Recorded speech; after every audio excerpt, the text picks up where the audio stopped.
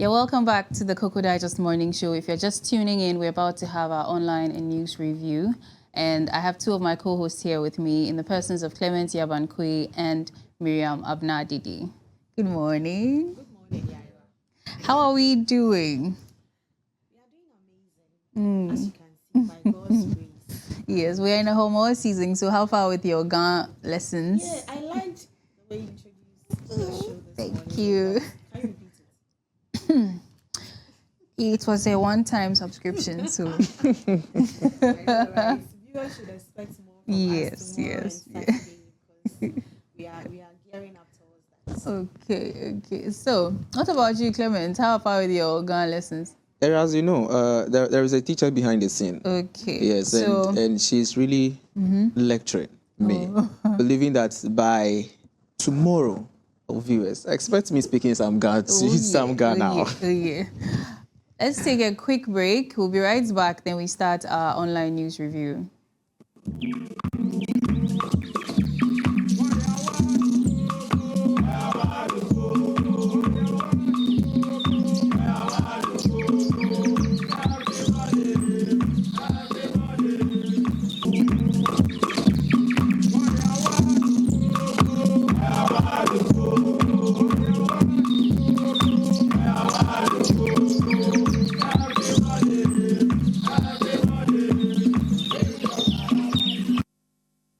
Welcome back to the Cocoa Digest Morning Show. If you're just tuning in, this is the Cocoa Digest Morning Show, and we're about to have our online news review with two of my co-hosts. You've already met them, but let me just repeat their names. So we have Clement Yabankwe and then Miss Miriam Abnadidi. So yes, we were talking about our Ghana lessons. Yeah. Clement says he'll soon be our teacher. So Oh, sure.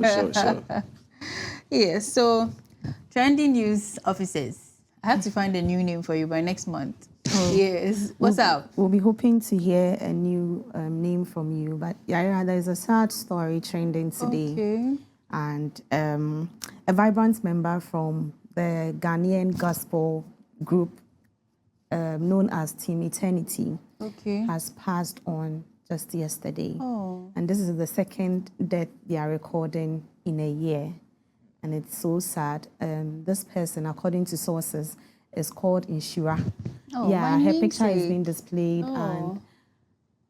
And when I saw her picture, I was very, very sad because there's this medley of theirs that I listened to, and I liked her portion of it. Oh, she sang the "He can do it, do it better for you, far more than you can think that he will ever." It's really a sad story that a lot of people are very sad, and it has also raised concerns because second death in a year. So did they say anything about what happened to her? It hasn't been disclosed yet. Oh, okay. But Our thoughts and our prayers are with the families and friends of the lady Inshira, the late Inshira, and we pray for strength for them in these trying times. sad. It's so sad. Mr. Clement, what about you? It's so sad. Era, away from the gospel industry. You see, let's go a little bit to BOG. Okay. This morning, going through the various online portals, I realized that BOG has sanctioned some individuals for issuing out dead checks to people. And I was like, in the first place, why would you even issue such a check? Okay. What is a dead check? Just issuing out a check, let's say an amount which is not equal to the amount you have in your account. Oh, okay. So you issue more than that. So probably you have thousands of cedis in your account, and you issue out a check to I issue a check, Yaira, 2,000 Ghana cedis. So where would I get the rest of it? That's the issue. So, and this thing has been going on since 2022 to 2024.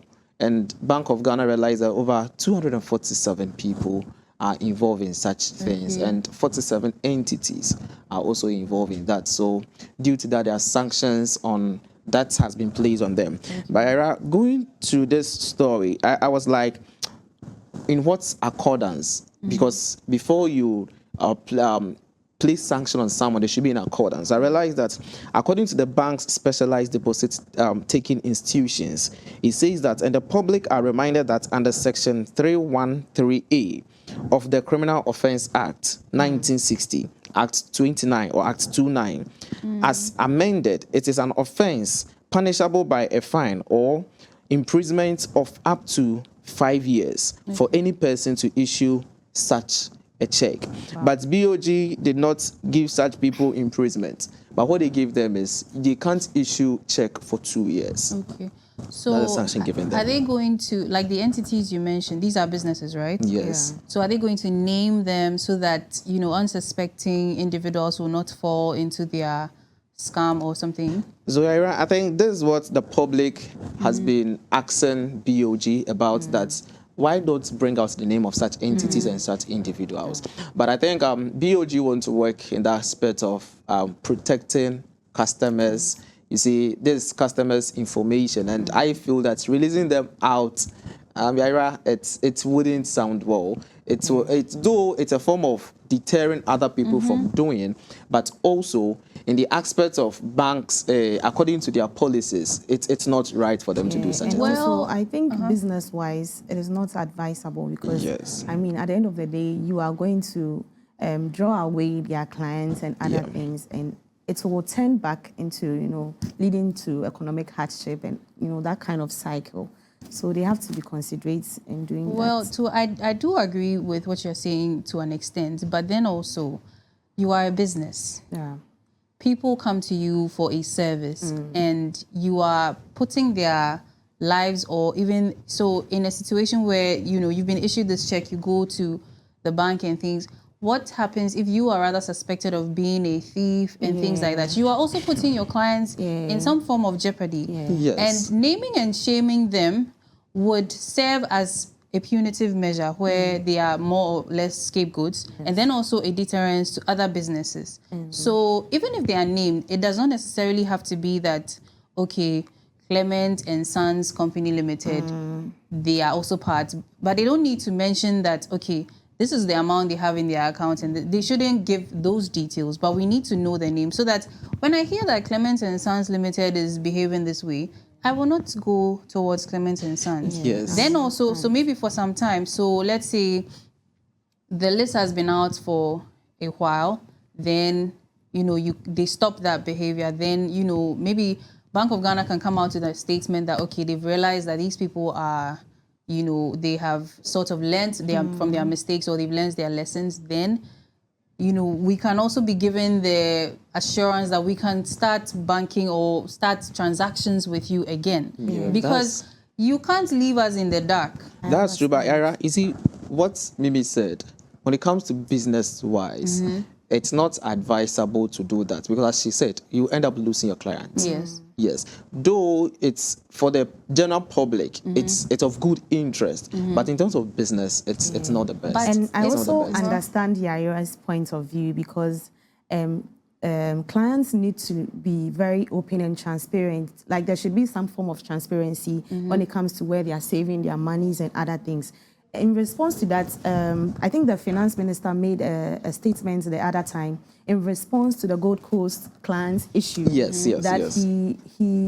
wanted to advise clients or people to investigate into, you know, businesses and her. So I think Yaira also has a point there, that there needs to be some kind of transparency from the government side and also the business or the organization. And then also these businesses are very much aware of what they are doing.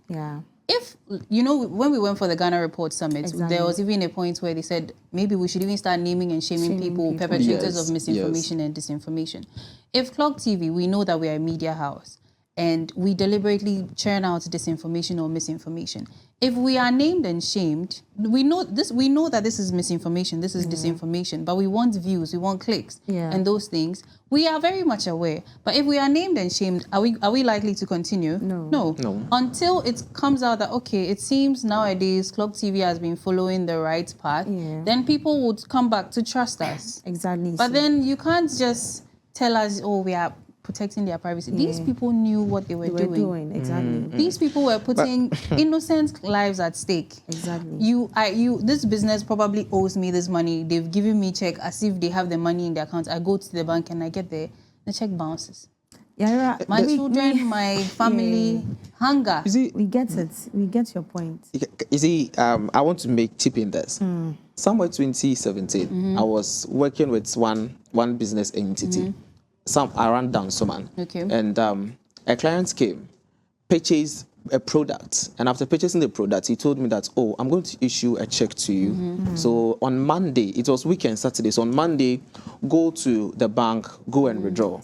On Monday, Yaira, that was GCB Bank. I went to GCB Bank to go make withdrawals. When I got there, the manager have to call the person for, I think, authorization before the check could be issued to me. So he called, the person was like, oh, don't give him the money because he didn't call me before going to the bank. I was like, how come? You've issued a check to me. You've endorsed it. I went to the bank. Now you are telling me that, or they are telling me that I should call you before they grant me the money. Fine. The next day I called you before going. Yeah, as at till now, that money, I didn't get that money. I still have the check in my possession since 2017 till now. So as you said, one, it's better to name such people out there so that people will be aware of it. But let's wait to see what Bank of Ghana would even also with act. your situation, are you not likely to tell people around you, your loved ones, that, hey, this man, be careful of him? Oh, are you not likely to do that? You are. So that is what exactly the naming and shaming will do. Because now that you've told us about this, and maybe off stage or something, you tell us that it is so and so and so. The next time we come across anybody remotely like that, we know that, hey, this person has behaved this way before. And even till now, you've not gotten your money. So we know that on Sisa and Nisubai, you see. So, yeah, Bank of Ghana, we are waiting for them to say something because lives are at stake. So, any other news? Of course. Streets people, yes. Homo is here, and we cannot talk less about it. Yeah, Clock TV, we are pitching camp at Gamashi tomorrow and then Saturday. Yes. And we want to bring our viewers a live coverage of, some interesting portions of the Homo War celebration as part of our morning show. So that is what Clock TV intends doing tomorrow and also Saturday. Okay. Thank you so much. So let's go quickly into the online news. So the first story here says, soon 25,000 street lights will be installed throughout Greater Accra, Titus Glover. So according to plans released by the Greater Accra Regional Coordinating Council, 25,000 street lights will be installed around the region. The street lights will be solar powered according to Daniel Nikwate Titus Glover, the regional minister, and this is in response to numerous grievances from drivers and locals in the Greater Accra area regarding low visibility on numerous highways at night. During a regional town hall meeting, Mr. Titus Glover stated that the street light repair project is a component of efforts to reduce crime. So, I think this is a laudable cause that the Greater Accra Regional Minister, in collaboration with or under the auspices of government, is embarking on, and we are happy about it because, we know the rate at which crimes and theft cases have been increasing in our country, and it's very, very alarming.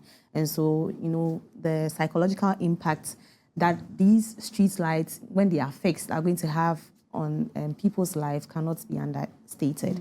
It's going to help them live around, with that kind of sense of security and safety. And case studies, studies around have shown that cities that have lights and other things, there are no crimes or even less. So I think the other time I traveled in my dream. I went to New York. I went to New York. I visited Dubai, and you could see how the streets were all lit. I see. And you should have taken pictures. I did. Just the phone I used to take the pictures is not here. Okay. When you read stories surrounding these countries, you can tell that crime rates in these countries or cities have significantly reduced. And that is what we are hoping that the installation of these street lights will do. But that notwithstanding, yes, she's coming to it. there have been instances where these street lights, when installed, were destroyed by criminals and these same thieves because of the solar panel that is, it's expensive. So they destroy the lights and then they sell the batteries and other things. So my issue is, are they going to put in some sustainable, some sustainability that's going to ensure that the street lights are protected and other things? Clement, you finish with your point. Yes. So as you said, this project is not new. Yeah. It's not new. It started way back 2022, 2023, and now this is the third phase of the project. In 2022, 10,000 street lights were installed in the Accra city. In 2023, 20,000 street lights. And also in 2024, the project is targeting 25,000 street lights. And I think it's a good cause. As you said, we have a lot of economic significance around it. You see, business-wise, I will talk from that point of view. So when you look at the economic significance of this street light installation, especially someone would ask that, why not the normal traditional street light that we know, but rather the solar powered? You see, in terms of cost effective, as you mentioned, it's going to be quite less, especially in its maintenance, as you rightly mentioned. And this time around, the street light is also not on the national grid. So there's no need for the municipality to pay light bills on them. Because of late, we used to pay light bills, and you see street lights, it's be part of that. But when solar panels or it's being solar powered, we are not going to pay that. So that is going to be cost effective for the nation and also for the municipality as large. Moving forward, in terms of the aspect of comparing it to energy inadequate or the outage of power, this is solar powered. So there's not going to be like it's light out, so there's no street light. Some part of the country there is street light, but during the night you realize it's light out because of that power outage. But this time around, since it's solar powered, there's not going to be such instances where there's going to be light off and that kind of stuff. And the most interesting thing is this: whenever a city is light up during the night, it boosts businesses. You are able to sell during the night because you're not afraid of theft, you're not for the criminals. It increases tourism because people would like to see, hey, it beautifies the street. So it brings about tourism, and notwithstanding, it also attracts a lot of investors. Because investors will like to expand production even during the night. So if these street lights are all over, then it's really going to help. But the question is, where is this street light going to be installed? In my personal set, I go to realize it's going to be installed in the Temamoto way. Yes, especially. And there's going to be a pilot section with a company to know the exact place they are going to install it. I think they shouldn't also forget the Achimota Forest. Oh, yeah. So I think the next phase, they said the next phase, they are going to look at the N1 highway, the Achimota Forest. They'll look at the overhead. Dungeon. Like, it's very scary at night. I mean, you can't use that. Even drive, those with cars are scared to, use that stretch, So, but as much as all these good things are going to be happening, because we also need to be a little realistic and come back down to the state of the nation that we are in, and looking at the cause and effects issues here, where people are they are definitely going to be people who would steal these solar panels and bulbs to go and sell. But what is the cause of that? Poverty rates, unemployment rates. Because there was a time we heard that even nuts and bolts at the Adomi Bridge were stolen. Now, if you do this and the bridge falls apart, you are going to kill so many people just because you need something to eat. So what exactly are we also going to, or what is the government going to be doing about situations like this, where they are going to be able to prevent people from... Because if they are not that hungry, they are not going to need to steal government or state property to go and sell. But Yara, I understand you, but this one also, I think it lies with we the media. We should be able to educate the viewers and the audience at large, because the government is spending or investing so much into this project. And if at the end of the day, as you said, as a result of hunger, the economic hardship, you just go steal this solar-powered light. Asa. And then they'll come back. They'll come back. Because this is 25,000. This is probably a business venture for somebody. Oh, yes, a business venture for somebody. So we should educate them that they are doing this for our own good. Because in the case of armed robbery, in the case of all these kind of road accidents, even when there's no street light, there's road accidents because the drivers can't see well during the night. So as a result of all this, we should be able to educate them. One, the government has done its part to do this. So we, the media, or people in opinion leaders and all these people, assembly members, should educate their people that, oh, this thing is done for us. Though we understand that the economy is very hard, but that doesn't mean that go and steal the street light. I totally understand. But there's also the point where education does not feed people, at least not immediately. So if our standards of living are improved, because as you mentioned, Dubai and things, do you think people are stealing street lights in Dubai? I get your point, but you see, these are those that steal the bulbs, and they are thieves. They are people that have been doing this thing like for a number of years or a number of times, and it's not as if they don't have jobs and there are no jobs. Government has done its part, just as Clement said, and it just lies on us as citizens to understand that government is trying for us. What will you gain if you should steal the batteries, the wires and other things, and then come back to the same streets and steal from people? What would you get from that? These people don't care about what they will get. That is what the problem is. On mitigation strategies, I believe that community policing is one aspect that governments can, look into. You can get people around, intermittently or once a while. They pass through such areas to see, and then involving the police and other security agencies also to do their checks, regularly is going to help, protect our street lights. Yes, that's true. So away from being the professor of doom, I also like the fact that this street lighting thing is being put up because it's going to reduce the incidence of road accidents. Especially because looking at the motorway, almost every day there's something going on there. Sure. And now it's going to be well lit, so people can, use the roads very well. And even in my area, in my neighborhood, the lights only come on during, you know what I mean, a certain season. And at least now that more lights are going to be installed, maybe it will be on throughout the year or throughout the years. So I'm glad about that. We have a comment. Hey, small Ghana I've learned. You've typed Gav. I will try my best to read. It says, hello, Yaira. Hey, oh, hey, fail. Me big bemo. I'm sorry. Obiba Nikwe. I think you said I'm looking beautiful. Thank you. We are all looking beautiful here. We thank you for your comments, but please keep it in English. Tomorrow, then you can send us your Ghana comments. Yeah, what's the name? Obiba Nikwe. Is that not our very old? Very old. So I think that's the Ghana name. Yes. Obiba Nikwe. Yes, selected his own. Tomorrow we'll hear Clement's name. Yeah, we'll release our names tomorrow. Don't worry. Okay, let's quickly go into the second story.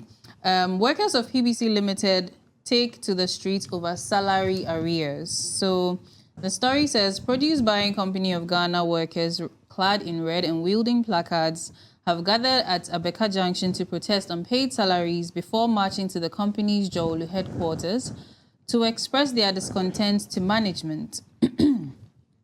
This demonstration follows a similar protest in the Ashanti region on May 29, 2024, where employees demanded improved working conditions and called for state agencies to investigate the company's financial management. The workers, led by the pressure group of PBC Limited, lament the hardships caused by the government's failure to pay 12 months of salary arrears.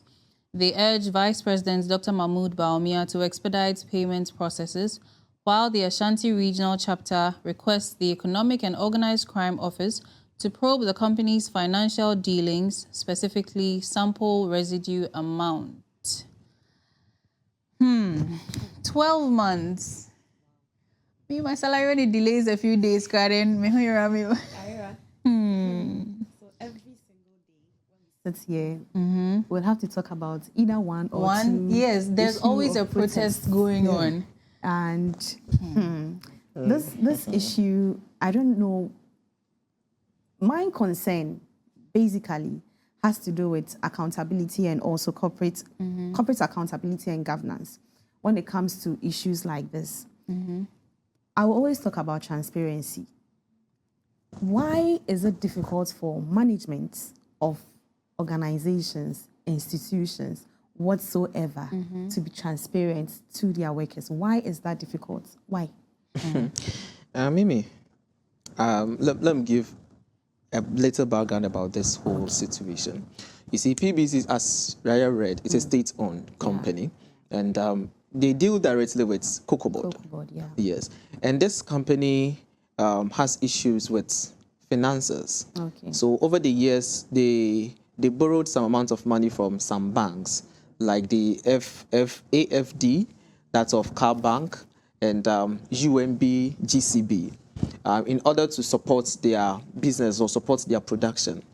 But they've not been able to pay such an amount. So as at last year, these 6 banks took PBC to court in order for them to pay such debts.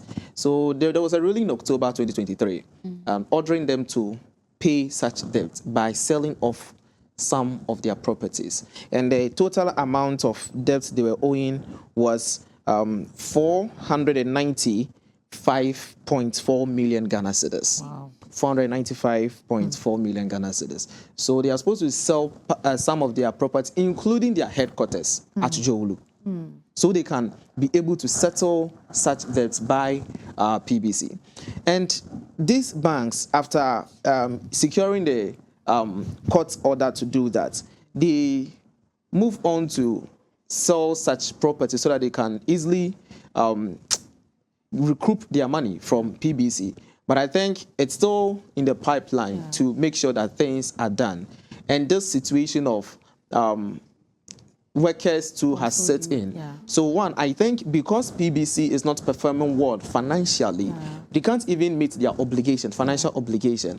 And in meeting financial obligation, this aspect of fixed cost and this liable cost in the aspect of payment of workers, where workers' salary has delayed for one good year, it's not a good sign. Not at all. It's not a good sign. Because when you go to the Labour Act does not permit that to happen. Not at all. According to the Labour Act 2003, Act 651, Section 73, that talks about payment of wages. It says that employers are required to pay wages and salaries promptly. The Act... Emphasis on promptly. Yes, the word is promptly. It says the Act specifies that wages should be paid at regular interval, not exceeding 1 month. But this time around, 12 good months. 12.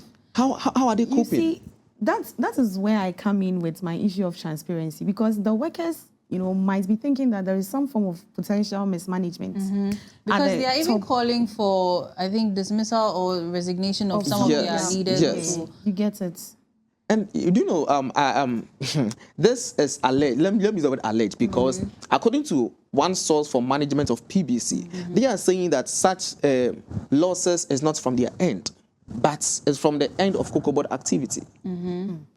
You see, so and as Mimi said, they should be transparent to Ghanaians that this is not the situation. It's not our own negligence or our own actions that has resulted to this, but it's rather from this angle. Even with that, the blame game is not necessary, because if each and every one of these workers decide they are quitting, the company cannot run.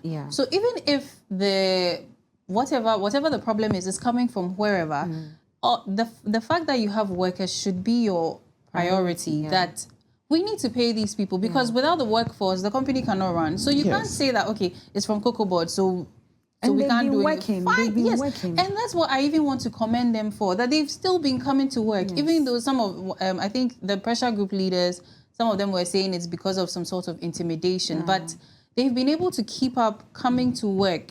Because if I calculate my own transportation to work daily, it is somebody's salary, and for a whole year.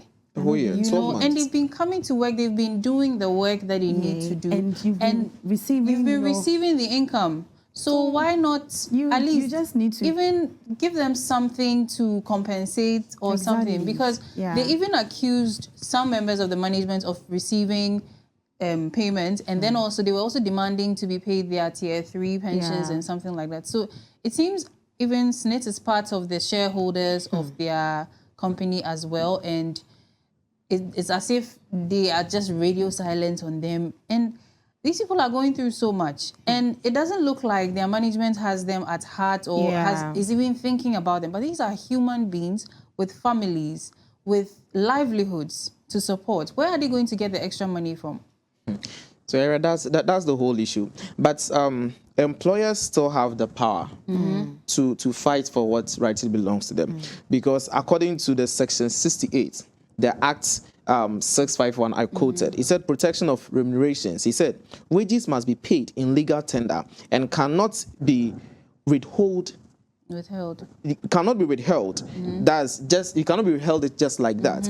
And whenever it happens like that, employees have the right to go to the courts to seek for legal proceedings against such organization. They can also go to the Labor Commission for them to quickly resolve issues. So I think BBC is using the internal means to resolve such issues. So if they realize that's fine, we've tried and it's not working, I think Labor Commission is close to them. They should go to them, reports, and from there they go to the legal means that they want to. All this going to, as it has come out, I mean, if even the government can give them something, they should be at least compensated, even if it's just maybe for 6 months worth of work, so that they have something to fall back on. It gives them some kind of hope. Because for all you know, they are about, I think, 750, right? Yeah. For all you know, more than half of them have even started looking outside for new jobs. Yes, even jobs are so difficult to get. Now, working at a job where you are not paid at all. But the question is, the company itself is struggling financially. So how does a company ends up paying workers? That is another talk for the day. They said something about not being directly under the Controller and Accountant General payroll. And that, I think, based on the sales they do and things, they get their profits and things like that. So if that is the case, and it's a state-owned company, why not just put them on that payroll as well? And then the proceedings can be put into a different account, something else. You know, I know how these businesses work, where you can shift them, and then the savings can happen for them, so that regardless, the company can still stay afloat. I think the call on the vice president to look into the issue was also very instrumental, prudent at this moment, because he happens to be the flag bearer. So maybe he will look at some mechanisms and, just as you are saying, some ways to help them. So we have a few comments. Rose Entertainment says, good morning, Clog TV and hashtag Cocoa Digest Morning Show team. I am Charles, watching you live from Dubai. Good morning to you, Charles. Mimi seems to want to join you, so she will hit you up so that she can come to Dubai with you in real life, not dreams. Rose Entertainment again says, you're all looking beautiful this morning. Thank you. D&J Ventures says, good morning, our ever-love Yaira. Good morning to you too. Obiba says, please, this is the translation. Hello, Yaira. How was your night? You look beautiful. Have a nice day. Obiba Nikwe. Thank you. Thank you so much. Thank you for translating. And yes, so those are the comments we have now. Yes, the last story is... The UK protest has not affected any Ghanaians, according to the UK High Commissioner. As per the Ghana High Commissioner to the UK, Papa Uso Ankuma, the Ghanaian population residing in the UK is not much affected by the current protests. This comes after an anti-immigrant propaganda campaign fueled by anger following a knife crime that claimed the lives of 3 children in Southport, Northern England, resulting in protests late last month. About 100 people have already been charged by authorities in connection with the violent rioting. According to a Tuesday statement from the UK's Crown Prosecution Service, the events were purportedly anti-immigration marches at first, swiftly descended into chaos and violence. Mr. Nkrumah gave assurances that notwithstanding the unrest, no major harm has come to Ghanaians. So, UK protests.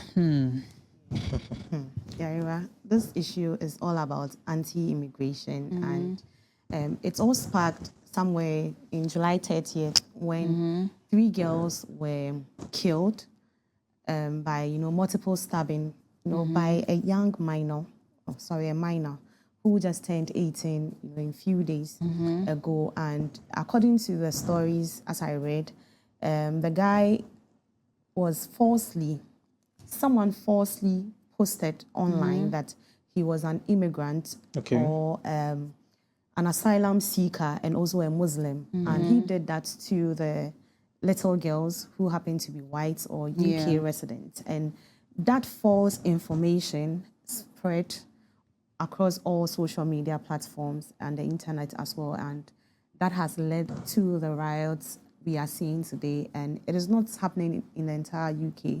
It is some parts of UK. I'm talking about Manchester, Liverpool, and some other areas. And so it was just a little misinformation. Let me put it that way. Though it has to do with stabbing, killing and other things people. that has spread like. So, is there any fire. information about who exactly this person is, aside the misinformation that came out about him that went viral? Well, the court has not revealed his identity because they said he's yet to turn 18. He's not yet. In the UK, minors are not protected by. Okay. So these protests, yes, it has started as anti-immigrant propaganda, but if care is not taken, it can start bordering on xenophobia, because as we know, yes, racism still exists, and it's 3 white or Caucasian kids that have been killed by a black man, right? An African American or an African person of African descent. So something like this would probably give ground to these extremist Caucasians who are very, very racist to start stuff like this. They started it. Exactly. Actually. And how long till it becomes, extending this hate to just anybody walking around that is not, Caucasian? And apparently they are set to form other groups in the coming days. They said next week, Wednesday, they are going to embark. They are forming new, set of protesters or let me put rioters to have their protests in the UK. Yeah. So it is not something that looks like it's going to end anytime soon. But my issue is this story underscores the kind of anxiety that lives within people, that the little information they get, they want to spark something out of it. We as humans, we all have our fears, our issues, and the moment someone says something very small to trigger that, then it just blows up. And you don't want to blow up alone. You want to have people that can resonate with how you feel, and then you do it together. Yeah. And I think we as Ghanaians can take a cue from this, that we need to make sure that we need to work on our anxiety, actually. That's the whole point. Yeah. And then we also need to fact check information so that we don't just swiftly go into action based on just anything we've seen online. Yes. And most importantly, let me talk about this. We are so much concerned about our brothers and sisters, especially Ghanaian citizens who are in the UK. As the commissioner, Papa Wusu Nkrumah, who was the former MP for Sekendi constituency, has said, we are trusting him to make sure that our sisters and brothers out there are safe and sound.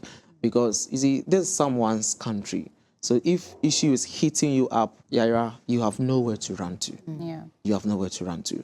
And if you are not careful, they might end you the visa, coming back, and all this kind of stuff. So please, to the commissioner again, they should protect the Ghanaians out there. And I know the UK will do that. And as Mimi said, we are an election year. So we should be very careful. The kind of information we send out there. Yeah. I think that is why Ghana Report Summit, what they did was very, very, very, very right. They did very good thing. More of that. Yes, Way more. And you see, I don't know, but if you've seen from the news, the president said something during the summit, and I think the former president has also come to counter-attack such a message. So if, assuming such issue is happening, it will turn to the followers. Yes. That is when, as we said, issues will start popping up. So please, we are begging.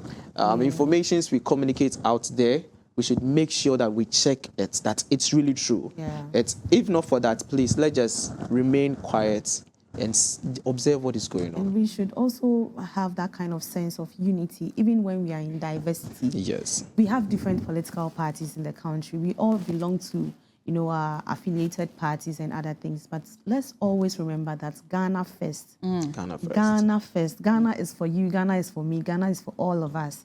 And so in as much as we are divided when it comes to political parties, we are together when it comes to Ghana. So let's think about that anytime we are doing that. And let's support each other. I mean, we are all together in this. So let's provide that kind of support for our neighbors, our friends, even our enemies. If you realize they are going through difficult, oh yes, the Bible says, love your enemy, right? Oh, yes, yes. So if you love your realize, enemies as yourself. And the Bible even says, pray for your enemies. But this morning, people end up killing their enemies not more and stuff. than yourself.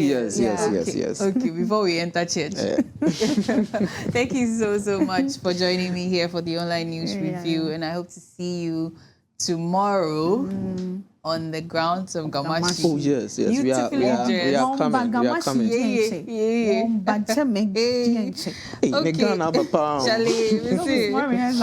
So we have one more comment. Good morning to you, Yaira, and your crew members. Watching you live from Dobro, the team Millicent Moni. Hi. Good morning to you too. And this brings us to the end of the online news review. Up next is the lifestyle segment with Miriam Abnadidi and her guests. They're going to be discussing the role of music in cultural celebrations. And she's going to be bringing some really, really cool musicians on. So right after this break, Miriam and her guests will take the set. We'll be right back.